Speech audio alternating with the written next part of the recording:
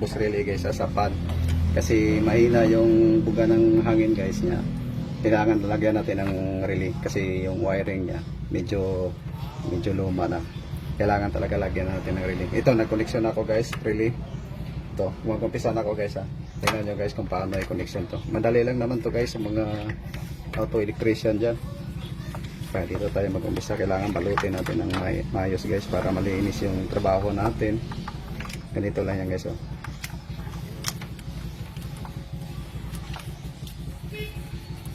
Itim. Pagka may nasunog, ito yung 30. Ito yung galing sa battery guys. Tsaka yung 87, panagsamahin mo lang to guys. Ito yung connection patungo sa pan guys.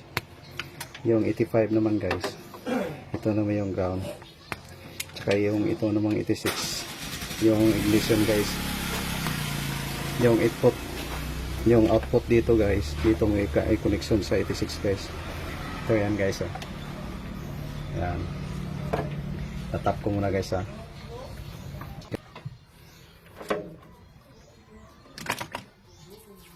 Ganyan lang guys.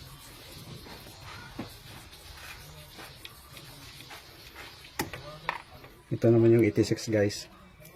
Output na sa fan guys. Dito may connection guys.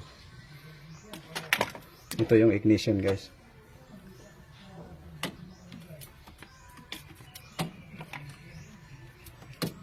Ito yung fuse guys. Nandito na. Testing na tayo guys ha. Okay, switch on. Ayan, manda na guys oh. Ayan. Nakasi guys. Oh!